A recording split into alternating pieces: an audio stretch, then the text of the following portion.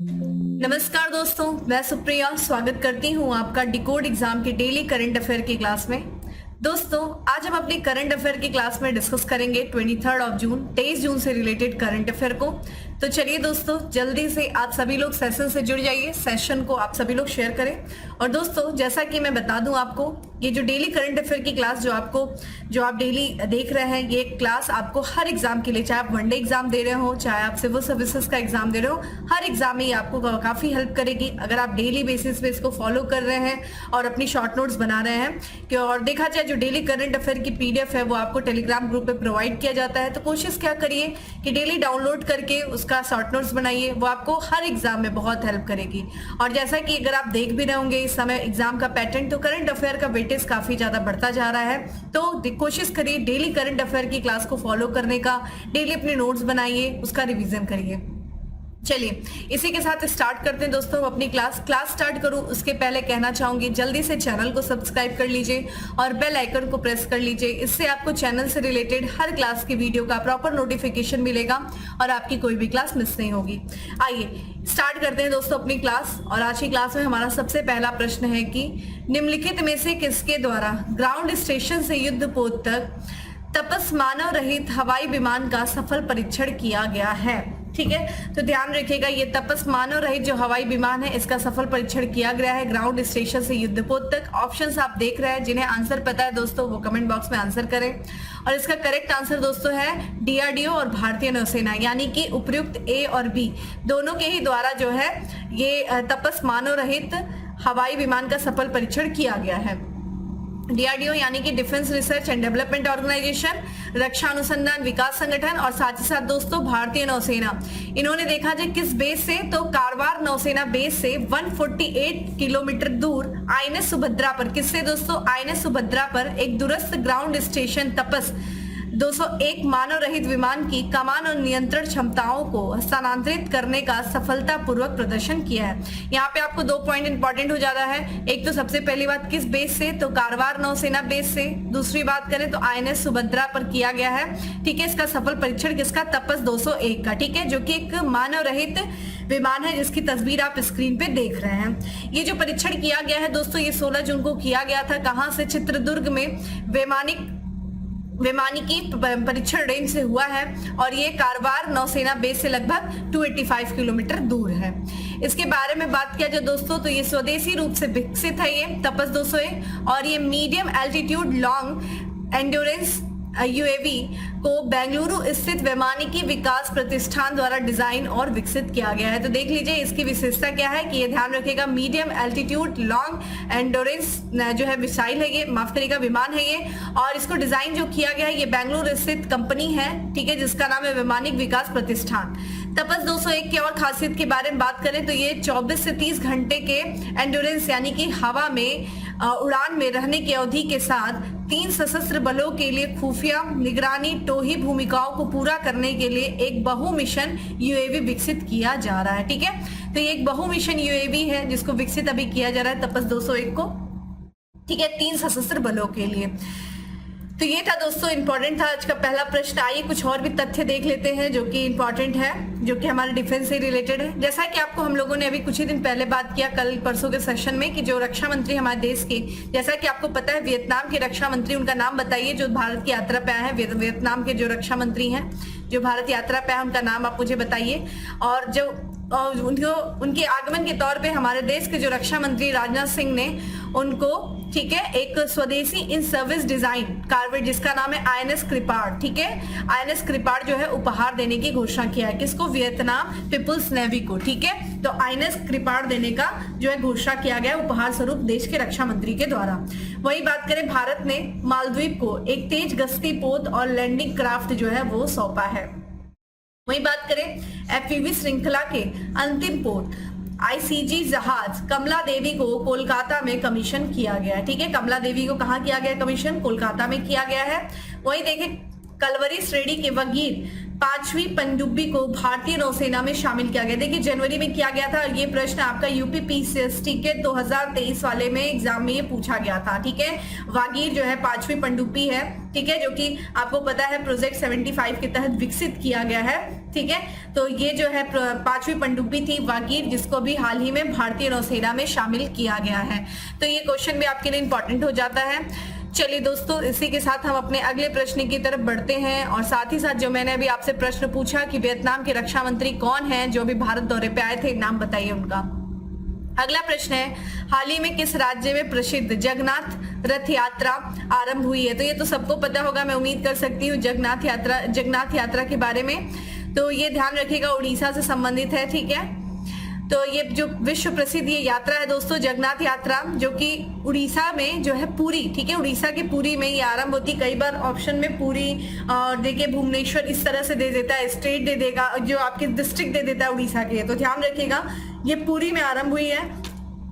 ये देखिए कब ये आरंभ होती है, तो हिंदू पंचांग के अनुसार देखा जाए, पंचांग के अनुसार देखा जाए तो ये हर वर्ष यह यात्रा आषाढ़ माह के शुक्ल पक्ष की द्वितीय तिथि से शुरू होकर आषाढ़ शुक्ल की दशमी तक जो है ये यात्रा चलती है। ठीक है, ये जो है यात्रा किन के जो है, इस यात्रा में कौन लोग होते हैं जो विराजमान होते हैं? तो इस यात्रा में देखा जाए भगवान जगन्नाथ विराजमान होते हैं, साथ ही साथ उनके बड़े भाई देखा जाए बालभद्र, उनकी बहन सुभद्रा जो है वो यात्रा में होती हैं। आप देख सकते हैं ये तीन चीजें जो आपको दिखने को मिल रही है। ठीक है, ये तीन रथ हैं, तीन जो है भगवान इसमें विराजमान है। और यहाँ पे भगवान जगन्नाथ की यात्रा जो है पुरी के मंदिर से निकलती है। कहाँ जाती है दोस्तों, किस मंदिर पे?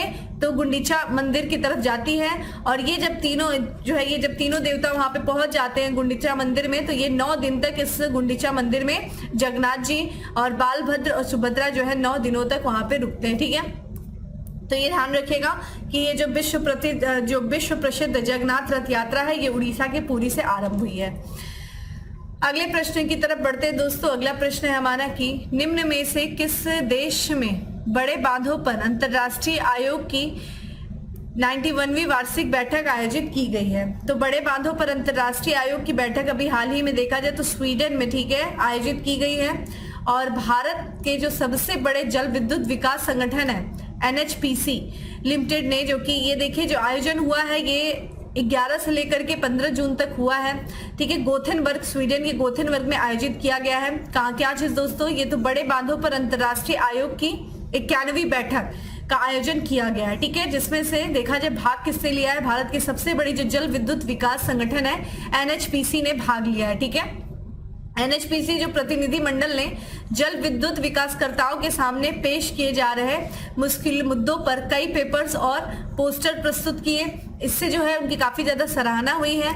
और इनके जो ये पेपर्स प्रस्तुत किए गए हैं दोस्तों, जो किन विषयों पर है, तो जिन विषयों पर जो NHPC ने जो पेपर्स प्रस्तुत किए, देखिए उनमें क्या क्या बातें की गई हैं। सबसे पहले चूंकि बांधों पर ये संगठन, ये जो सम्मेलन था बांधों पर था, तो बांधों के प्रबंधन और सुरक्षा के मुद्दों को लेकर के बात किया गया था। और जो रिसाव नियंत्रण होता है, जो बांधों में रिसाव वगैरह होता है, उसके नियंत्रण के उपायों के बारे में बात किया गया था। जहाँ पे देखिए बांध वगैरह होते हैं वहां पे जनरली भूकंपीय गतिविधियां देखने को मिलती है, तो भूकंपीय पहलू और बांधों की मरम्मत और पुनर्वास, ठीक है, इन सब मुद्दों को शामिल किया गया था इस पेपर में। तो एक तरीके से देखा जाए जो बांधों के सामने, ठीक है, जो चुनौतियां होती हैं, उन चुनौतियों के समाधान के लिए एक पेपर जो है प्रस्तुत किया गया था, जो भारत का प्रतिनिधि मंडल है दोस्तों NHPC, जिसपे इसको लेकर के काफी सराहना हुई है। ये सारी बातें इस पेपर में शामिल थी। तो आपके लिए इंपॉर्टेंट क्या हो जाता है दोस्तों कि बड़े बांधों पर अंतरराष्ट्रीय आयोग की जो 91वीं बैठक थी वो कहाँ पे हुई है, तो गोथेनबर्ग स्वीडन में हुई है। चूंकि बात करें दोस्तों स्वीडन की, जो कि यूरोप का एक देश है स्वीडन, ठीक है, तो इसकी जो राजधानी आप देख सकते हैं यहाँ पे आपके सामने जो है स्वीडन दिख रहा है, नॉर्वेनियन कंट्री है। और ये देखिए यहाँ पे आपको देखने को मिल रहा है नॉर्वे से जो है और फिनलैंड से स्वीडन अपनी सीमा को साझा करती है, ठीक है। और यहाँ पे आप देख सकते हैं, और इसके ईस्ट में आपको बाल्टिक सी और नॉर्वेनियन सी जो है इसके इस साइड आपको देखने को मिल रहा है, ठीक है। यहाँ पे देखिए ध्यान रखिएगा, ये जो कंट्री है दोस्तों, इसकी जो राजधानी है वो है स्टॉकहोम और इसकी जो करेंसी है वो है स्वीडिश क्रोना। और प्रधानमंत्री की बात किया जाए तो उल्फ क्रिस्टरसन जो है वो यहाँ के प्रधानमंत्री हैं। और यहाँ पे देखिए किंग जो राजा हैं यहाँ के वो कार्ल स्टीन गुस्ताफा जो है वो यहाँ के किंग हैं, ठीक है। आइए कुछ और भी बात कर लेते हैं यूरोपियन देश से संबंधित। जैसे कि भी आपको पता है, हम लोगों ने कल के क्लास में डिस्कस किया कि यूनाइटेड किंगडम ने विकासशील देशों के लिए एक नई लैंडमार्क ट्रेडिंग योजना शुरू की है। तो कौन से देश ने विकासशील देशों के लिए नई लैंडमार्क ट्रेडिंग योजना शुरू किया है? तो यूनाइटेड किंगडम ने किया है। वही बात करें, दुनिया में पहली बार क्रिप्टो विनियमन के लिए मीका कानून का निर्माण किया गया। किसके द्वारा दोस्तों? यूरोपियन यूनियन के द्वारा किया गया था, यूरोप में किया गया। ठीक है, ये चीज इंपॉर्टेंट है आपके एग्जाम के लिए। अब बात करते हैं दोस्तों अगले प्रश्न की। अगला प्रश्न है कि किस देश की सरकार ने वाई ब्रेक योग एट ऑफिस चेयर शुरू किया है? तो योगा जो है, योग जो है ऑफिस चेयर पे योग करना, जिससे कि आपका जो मानसिक तनाव है वो कम हो सके, इसके लिए किस देश की सरकार ने ये वाई ब्रेक योग एट ऑफिस चेयर शुरू किया है? तो ये शुरू किया है भारत ने। ठीक है, तो भारत की जो केंद्र सरकार है उसने हाल ही में Y break yoga at office chair protocol शुरू करके अपने कर्मचारियों की भलाई में सुधार करने की दिशा में एक सक्रिय कदम उठाया है। ठीक है, ये आयुष मंत्रालय की पहल है दोस्तों। आयुष यानी कि आयुर्वेद, योग और प्राकृतिक चिकित्सा, यूनानी, सिद्ध और होम्योपैथिक। ठीक है, ये आयुष मंत्रालय की पहल है और इसी के द्वारा जो है ये पहल शुरू किया गया है, Y break yoga at office chair. और इस पहल का उद्देश्य क्या है? जो पेशेवर हैं, जो कार्य करते हैं ऑफिस में, उन पेशेवरों को तनाव से छुटकारा पाने, उनके ऊर्जा स्तर को फिर से जीवंत करने और एकाग्रता बढ़ाने में मदद करना, यही इसका जो है बेसिकली उद्देश्य है जो शुरू किया गया। तो मंत्रालय भी आपके लिए इंपॉर्टेंट है। भारत में तो शुरू किया गया है। भारत में कौन से मंत्रालय ने? तो आयुष मंत्रालय ने शुरू किया। ठीक है, चलिए दोस्तों अगले प्रश्न की तरफ बढ़ते हैं। अगला प्रश्न है कि दुनिया का सबसे बड़ा रामायण मंदिर का निर्माण कहाँ शुरू हुआ है? तो ये दुनिया का सबसे बड़ा रामायण मंदिर है जिसका निर्माण कार्य दोस्तों कहाँ शुरू हुआ है? उत्तर प्रदेश में, बिहार में, उड़ीसा में या फिर मध्य प्रदेश में? कोशिश क्या करिए कमेंट बॉक्स में आंसर करने की और साथ ही साथ वीडियो को भी शेयर किया करिए साथ में दोस्तों। और इसका करेक्ट आंसर है दोस्तों बिहार में। ठीक है,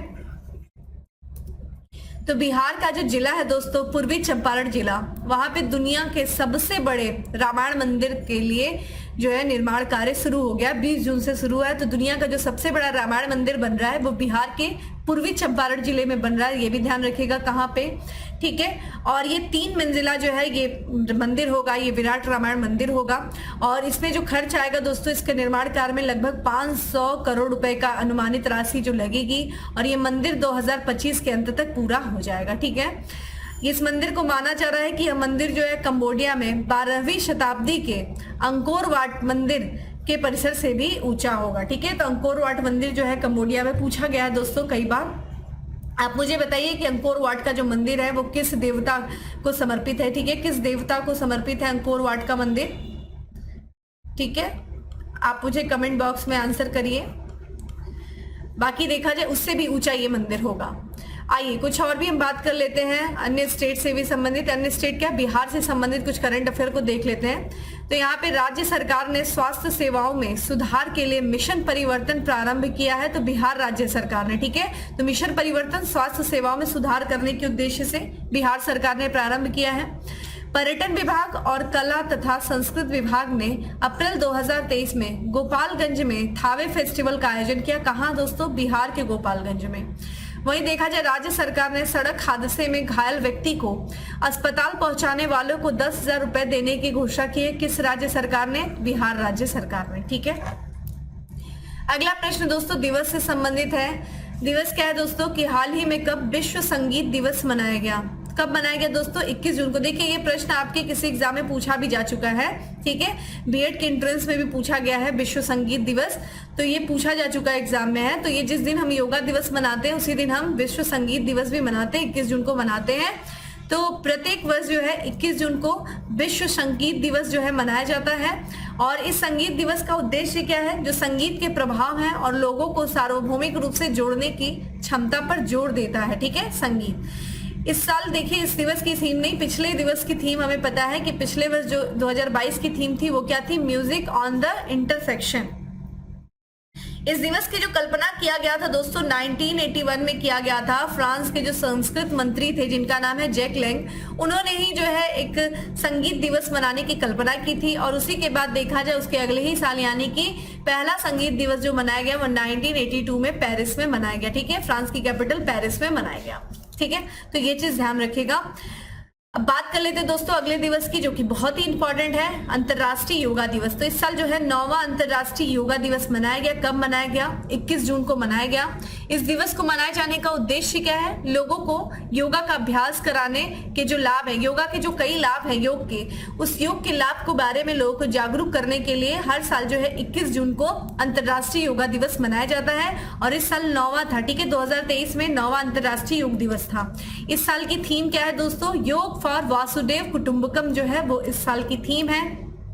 इस दिवस का प्रस्ताव जो रखा गया था, भारत के द्वारा रखा गया था कि योगा दिवस मनाया जाए, जिसके बाद से देखा जाए तो संयुक्त राष्ट्र महासभा ने 11 दिसंबर 2014 को 21 जून को अंतर्राष्ट्रीय योग दिवस के रूप में चिन्हित करने के प्रस्ताव को अपनाया था। ठीक है, ये 2014 में, और पहली बार जो है योगा दिवस 2015 में मनाया गया था। किस थीम के साथ? तो सद्भाव और शांति थीम के साथ जो है पहली बार योगा दिवस 2015 में मनाया गया था। और ठीक उसके अगले साल यानी कि 2016 में योगा को यूनेस्को की अमूर्त सांस्कृतिक विरासत घोषित किया गया था। तो ये योगा से संबंधित महत्वपूर्ण तथ्य है, अंतर्राष्ट्रीय योगा दिवस से संबंधित भी तथ्य है, जो आपके एग्जाम के लिए एक एक लाइन इसमें इंपॉर्टेंट है दोस्तों, ध्यान रखिएगा। आइए अब बात करते हैं अपने अगले प्रश्न की। अगला प्रश्न है कि युवा पेशेवरों के कौशल को बढ़ावा देने के लिए IGOT मंच पर केंद्र सरकार द्वारा किस नाम से पाठ्यक्रम शुरू किया गया है? तो ये ध्यान रखिएगा, करेक्ट आंसर इज ए है, दक्षता। ठीक है, तो 19 जून को IGOT कर्मयोगी प्लेटफॉर्म पर दक्षता यानी कि प्रशासन में समग्र परिवर्तन के लिए दृष्टिकोण, ज्ञान और कौशल का विकास नामक पाठ्यक्रमों का एक नया संरक्षित संग्रह शुरू किया गया है। ठीक है, दक्षता का फुल फॉर्म ध्यान रखिएगा। ठीक है, इस संग्रह में देखा जाए जिसमें 18 पाठ्यक्रम शामिल हैं, सरकार में काम कर रहे युवा पेशेवरों और सलाहकारों के लिए तैयार किया गया है। ठीक है, ये जो संग्रह है ये जो भी कर्मचारी जो कार्य कर रहे हैं, जो युवा पेशेवर हैं और जो सलाहकार हैं, उनके लिए ये दक्ष पोर्ट जो है तैयार किया गया है। दक्षता संग्रह का उद्देश्य क्या है? शिक्षार्थियों को उनके कर्तव्यों, उनके जिम्मेदारियों को प्रभावी ढंग से निर्वहन करने के लिए महत्वपूर्ण विषयों से परिचित कराकर कार्यात्मक क्षेत्र और व्यवहारिक दक्षताओं का निर्माण करना है। नीति आयोग के 40 युवा सलाहकार पेशेवर वर्तमान में IGOT कर्मयोगी प्लेटफॉर्म पर पाठ्यक्रमों के इस संरचित संग्रह के माध्यम से चरणबद्ध तरीके से प्रारंभिक प्रशिक्षण प्राप्त कर रहे हैं। IGOT कर्मयोगी प्लेटफॉर्म सरकारी अधिकारियों को उनकी क्षमता निर्माण करने में, उनकी क्षमता निर्माण यात्रा में मार्गदर्शन प्रदान करने के लिए एक ऑनलाइन पोर्टल है। तो ध्यान रखिएगा दोस्तों, IGOT कर्मयोगी प्लेटफॉर्म पर जो है दक्षता नामक पाठ्यक्रम को एक नया संरक्षित संग्रह शुरू किया गया है। ठीक है, अगले प्रश्न पे बढ़ते हैं दोस्तों। अगला प्रश्न है कि किस वर्ष तक के बच्चियों के लिए कन्या शिक्षा प्रवेश उत्सव शुरू किया गया था? तो ये देखिए, अभी इसने हाल ही में एक नया रिकॉर्ड बनाया है, जिस कारण से हम कन्या शिक्षा प्रवेश उत्सव की बात कर रहे हैं। और ये 11 से लेकर के जो 14 वर्ष की जो बच्चियां हैं जो किसी कारण से स्कूल छोड़ दी थी, उनके लिए कन्या शिक्षा प्रवेश उत्सव शुरू किया गया था। तो किसी कारणवश जो स्कूली शिक्षा जो छोड़ चुकी थी बच्चियां, 11 से लेकर के जो 14 वर्ष तक की जो बच्चियां हैं, उनको पुनः शिक्षा की मुख्य धारा में लाने के लिए किस मंत्रालय ने दोस्तों? तो यहाँ पे केंद्रीय महिला एवं बाल विकास मंत्री जो उनके द्वारा जो है कन्या शिक्षा प्रवेश उत्सव शुरू किया गया था। तो कन्या शिक्षा प्रवेश उत्सव किनके लिए दोस्तों? तो 11 से लेकर के 14 वर्ष तक की उन बच्चियों के लिए जिन्होंने किसी कारणवश स्कूली शिक्षा छोड़ दिया था, उनको पुनः शिक्षा की मुख्य धारा में जोड़ने के लिए ये चीज शुरू की गई थी। ठीक है, शिक्षा मंत्रालय के साथ साझेदारी में शुरू किया गया यह अभियान 11 से लेकर के 14 साल के बच्चियों के लिए केंद्रित था। ठीक है, अब इस अभियान के तहत जो आंगनवाड़ी कार्यकर्ता थी दोस्तों, आंगनवाड़ियों का जो उद्देश्य था वो स्कूल न जाने वाले लड़कियों का पहचान करना था, फिर वो पहचान करके उनको पुनः जो है शिक्षा की मुख्य धारा से जोड़ती थी। इस महत्वाकांक्षी योजना की अगर बात करें दोस्तों, तो इस अभियान की जो बदौलत आज देखा जाए 1 लाख बच्ची जो है वो शिक्षा की मुख्य धारा में शामिल हो चुकी है। ठीक है, इस समय प्रेजेंट में देखा जाए तो ये इसका रिकॉर्ड है। ठीक है, ये चीज हम लोगों ने देखा, तो ये आपके लिए इंपॉर्टेंट है कि कन्या शिक्षा प्रवेश उत्सव जो है 11 से 14 वर्ष तक की जो बच्चियां उनके लिए शुरू किया गया था। अगला प्रश्न है दोस्तों, स्टेट से रिलेटेड है कि किस राज्य सरकार ने गोधन न्याय योजना शुरू की है? तो गोधन न्याय योजना दोस्तों शुरू किया गया झारखंड राज्य सरकार के द्वारा। ठीक है, तो झारखंड के जो कृषि मंत्री हैं बादल पत्रलेख ने हैसाग स्थित पशुपालन विभाग के सभागार में गोधन न्याय योजना का उद्घाटन किया है। ठीक है, गोधन न्याय योजना, और इस योजना के प्रथम चरण में करीब 10,000 किसानों को लाभ मिलेगा। प्रदेश के 5 जिलों में पायलट प्रोजेक्ट के तौर पर गोधन न्याय योजना शुरू की जा रही है। अब योजना के तहत देखिए योजना का मुख्य लक्ष्य क्या है दोस्तों। गोधन न्याय योजना का जो लक्ष्य है वो पशुपालकों की आय में वृद्धि करना, पशुओं की आवाजाही और खुली चराई पर प्रतिबंध लगाना, जैविक खाद्य के उपयोग को बढ़ावा देना, रासायनिक उर्वरकों के उपयोग को कम करना। यही गोधन खाद्य योजना का दोस्तों गोधन न्याय योजना का बेसिकली उद्देश्य है, जो कि झारखंड के सरकार के द्वारा शुरू किया गया है। आइए बात कर लेते हैं छत्तीसगढ़ सरकार के भी द्वारा देखा जाए तो एक योजना शुरू की गई है। तो जो छत्तीसगढ़ के दोस्तों मुख्यमंत्री हैं भूपेश बघेल, उन्होंने जल जीवन मिशन और यूनिसेफ के तत्वाधान में जल मितान युवा उद्यमिता कौशल विकास कार्यक्रम का शुभारंभ किया है। तो किसके द्वारा किया गया है? जल मितान युवा उद्यमिता कौशल विकास कार्यक्रम का जो शुभारंभ किया गया है वो छत्तीसगढ़ के मुख्यमंत्री जी के द्वारा किया गया। ठीक है, वही बात कर लेते हैं। देखिए मध्य प्रदेश सरकार ने अभी हाल ही में बेरोजगार युवाओं के लिए मुख्यमंत्री सीखो कमाओ योजना की शुरुआत की थी। अगला है महिलाओं के लिए कार्यस्थल को सुरक्षित बनाने के उद्देश्य से तेलंगाना सरकार ने साहस पहल प्रारंभ किया था। ठीक है, तो जो कार्यस्थल पे जो महिलाएं कार्य करती हैं उस स्थान को सुरक्षित बनाने के उद्देश्य से साहस पहल का शुरुआत किया गया है तेलंगाना सरकार के द्वारा। ठीक है, आइए दोस्तों आज के लास्ट एमसीक्यू की तरफ बढ़ते हैं, और आज का हमारा लास्ट एमसीक्यू है कि भुवनेश्वर में अंतरराज्य चैंपियनशिप में किसने एक नया एशियाई शॉटपुट रिकॉर्ड बनाया है। तो भुवनेश्वर में अंतरराज्य चैंपियनशिप का आयोजन हुआ है, भुवनेश्वर उड़ीसा की कैपिटल, और वहां पे तजिंदर पाल सिंह तूर ने ठीक है एक नया एशियाई शॉटपुट रिकॉर्ड बनाया है। तो भारत के जो है तजिंदर पाल सिंह तूर, जिनकी तस्वीर आप स्क्रीन पे देख रहे हैं, इन्होंने भुवनेश्वर में अंतरराज्यीय चैंपियनशिप में गोला फेंक में एक नया एशियाई रिकॉर्ड बनाया। ठीक है, किसमें दोस्तों? गोला फेंक में। इन्होंने 21.77 मीटर गोल फेंक कर अपना ही इन्होंने एशियाई रिकॉर्ड तोड़ा है। इनका देखिए इन्हीं के नाम पहले भी रिकॉर्ड था। इन्होंने इसके पहले 2021 में पटियाला में 21.49 ठीक है 21.49 गोला फेंक का रिकॉर्ड बनाया था, और अपने ही रिकॉर्ड को तोड़ करके इन्होंने इस बार 21.77 मीटर का गोला फेंक करके अपना रिकॉर्ड तोड़ा है। इस प्रदर्शन से वो देखा जाए विश्व में सबसे दूर तक गोला फेंकने वाले जो खिलाड़ी हैं उस सूची में ये 9वें स्थान पर आ गए हैं। अब ये जो अंतरराज्यीय जो एथलेटिक प्रतियोगिता थी दोस्तों, ये एक तरीके से एशियाई खेलों के लिए क्वालिफाइंग प्रतियोगिता थी, तो ये क्वालिफाई कर गए एशियाई खेलों के लिए। ठीक है, तो गोला फेंक में इन्होंने अपना ही रिकॉर्ड तोड़ा है कि इन्होंने तजिंदर पाल सिंह तूर ने। ठीक है, तो ये था दोस्तों आज का हमारा 10 MCQ। अब बात कर लेते हैं दोस्तों फैक्ट्स ऑफ द डे की। फैक्ट्स ऑफ द डे में हमारा सबसे पहला फैक्ट्स है कि आरबीआई के नए डिप्टी गवर्नर बने हैं कौन दोस्तों? स्वामीनाथन जानकी रमन जो है वो नए डिप्टी गवर्नर बने हैं। यूरो 2024 शुभंकर के रूप में टेडी बियर का अनावरण किया गया, किसके द्वारा? जर्मनी के द्वारा। वही देखा जाए प्रतिष्ठित जर्मन शांति पुरस्कार 2023 से सम्मानित किया गया, किसे किया गया? सलमान रुशदी को किया गया। कनाडा पैरा बैडमिंटन इंटरनेशनल 2023 में प्रमोद भगत ने पदक जीता है, कौन सा पदक जीता है? तो रजत पदक जीता है। वहीं देखा जाए हाल ही में 50 अरब अमेरिकी डॉलर के 500 एयरवेज विमानों के लिए ऐतिहासिक ऑर्डर दिया है, किसने? इंडिगो ने दिया है। ठीक है, तो दोस्तों ये था हमारा फैक्ट्स ऑफ द डे। आज से दोस्तों हम लोग 10 स्टैटिक्स जीके भी बारे में बात करेंगे। तो आज हम देखेंगे टॉप 10 स्टैटिक्स जीके। तो सबसे पहला हमारा जो है पॉइंट है वो है कि एतमदुल्ला का मकबरा आगरा में बनवाया, किसने बनाया? नूरजहां ने बनवाया था। वेदों की और लौटों का नारा दिया, किसने दिया? दयानंद सरस्वती ने। रेडियो कार्बन डेटिंग में निर्धारण होता है, क्या होता है? जीवाश्मों की आयु का निर्धारण किया जाता है।